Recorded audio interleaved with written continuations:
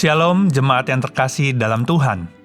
Salam jumpa dalam program Tuhan adalah Gembalaku.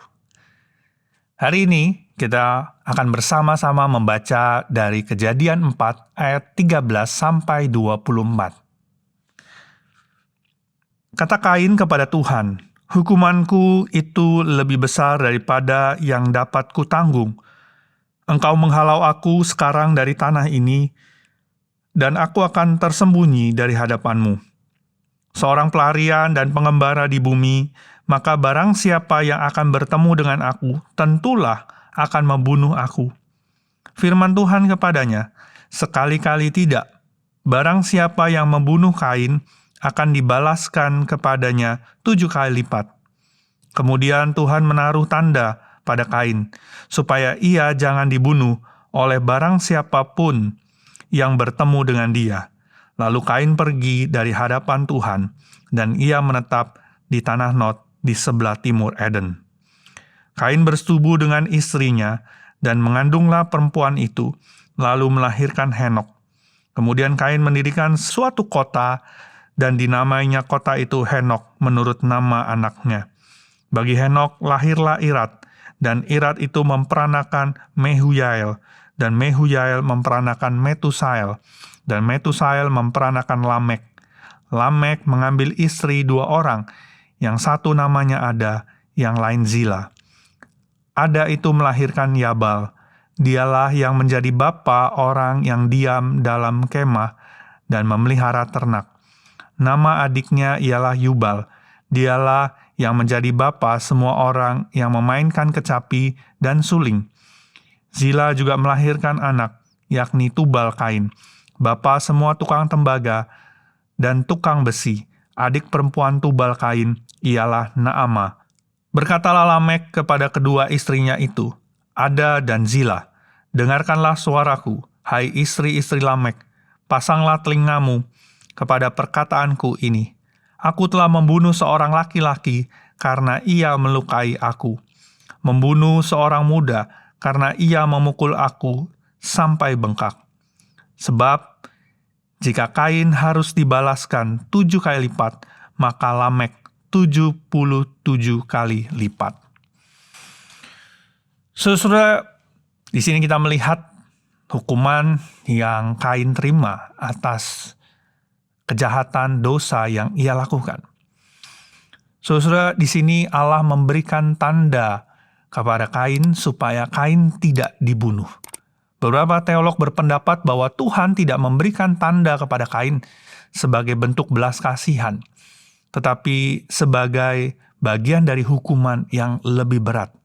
Kain tidak bisa mati cepat untuk mengakhiri penderitaannya. Tanda itu membuat Kain dikenal sebagai seorang yang dikutuk. Dimanapun ia pergi, orang-orang akan melihatnya sebagai orang yang telah membunuh saudaranya. Hukuman Kain lebih berat karena ia hidup tanpa tempat yang tetap. Ia terus-menerus hidup di dalam ketakutan dan ketidakpastian. Saudara, dalam Kejadian 4 ayat 16 dikatakan, "Lalu Kain pergi dari hadapan Tuhan, dan ia menetap di tanah Nod di sebelah timur Eden." Perginya Kain dari hadapan Tuhan adalah konsekuensi yang paling berat. Hukuman terbesarnya bukan hanya menjadi pengembara, tetapi kehilangan hubungan dengan Tuhan.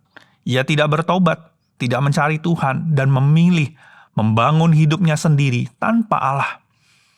Dan kita juga melihat bahwa keturunan Kain menjadi semakin jahat. Saudara, karena Kain meninggalkan Tuhan, dan dia membangun hidupnya tanpa Tuhan, keturunannya pun hidup tanpa Tuhan. Kejadian 4 ayat 19-22 mencatat keturunan Kain yang mulai mengembangkan beberapa keahlian. Yabal bapak para peternak, Yubal bapak para pemain musik, Tubal Kain ahli dalam membuat alat dari tembaga dan besi. Secara manusia mereka maju dalam teknologi, seni, ekonomi. Tetapi ada satu masalah besar. Peradaban ini semakin jauh dari Tuhan. Kejahatan tidak hanya tetap ada, tetapi semakin berkembang. Di ayat 23 dan 24, di sini Lamek, salah satu keturunan Kain, adalah contoh nyata dari manusia yang hidup tanpa takut akan Tuhan. Apa yang kita lihat dari Lamek? Saudara, di sini ia adalah orang pertama yang menikahi lebih dari satu istri. Ia menunjukkan penyimpangan dari rencana Tuhan tentang pernikahan. Keserakahan mulai menguasai manusia. Kedua, ia dengan bangga membunuh orang. Kain membunuh Habel, tetapi ia masih takut akan hukuman Tuhan. Tetapi Lamek tidak takut sama sekali. Ia bangga dengan kejahatannya. Ketiga, Lamek adalah orang yang sombong. Lamek justru membanggakan dosa dan kekerasannya. Kalau Kain itu dibalaskan 7 kali lipat, Lamek berkata bahwa dia akan dibalaskan sebanyak 77 kali lipat. Saudara, kita melihat inilah dampak dari dosa yang terus diwariskan. Hidup tanpa Tuhan. Sebuah keluarga yang dimulai dengan dosa dan menjauhkan diri dari Tuhan akan semakin hancur, generasi demi generasi. Keturunan Kain mungkin memiliki teknologi, kemajuan, peradaban, tetapi mereka kehilangan sesuatu yang paling penting, yaitu kehilangan Tuhan. Karena itu, saudara-saudara, jangan biarkan hidup kita itu tanpa Tuhan.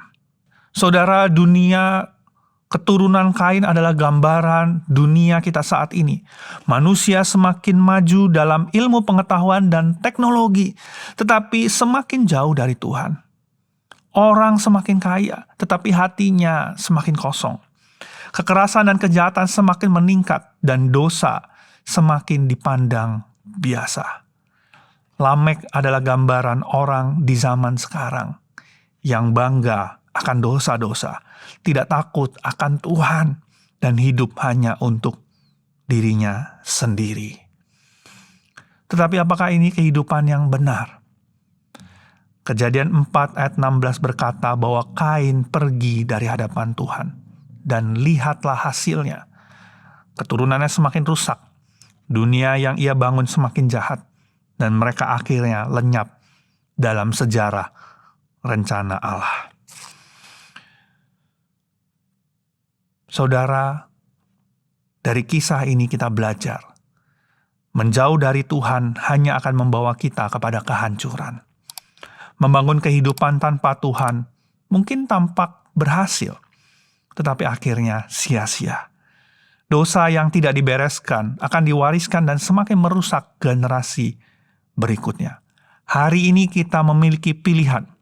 Apakah kita ingin menjadi seperti Kain dan keturunannya yang semakin jauh dari Tuhan? Atau kita memilih untuk tetap tinggal di hadapan Tuhan dan membangun hidup yang benar di matanya? Dunia mungkin menawarkan banyak kemajuan dan kenikmatan, tetapi tanpa Tuhan semuanya sia-sia. Mari kita bersatu dalam doa. Ya Tuhan, dunia saat ini maju dengan luar biasa. Teknologi berkembang dengan luar biasa. Tetapi semakin banyak juga manusia yang meninggalkan Engkau. Tuhan, biarlah setiap kami boleh sadar bahwa hidup tanpa-Mu, maka semua akan sia-sia. Biarlah setiap kami boleh terus hidup di hadapan-Mu. Kami boleh terus setia mengikut Engkau. Mungkin dunia menawarkan kami berbagai macam hal yang membuat kami bisa jauh. Tapi biarlah kami boleh terus tetap dekat dengan Engkau. Tolonglah kami Tuhan, ingatkan kami untuk kami boleh terus hidup bersama dengan Engkau. Dan kami juga boleh menolong keluarga kami untuk boleh terus hidup di dalam Engkau. Karena di luar Engkau, maka semuanya akan sia-sia. Tolonglah kami Tuhan, inilah doa kami. Di dalam nama Tuhan kami, Tuhan Yesus, kami berdoa.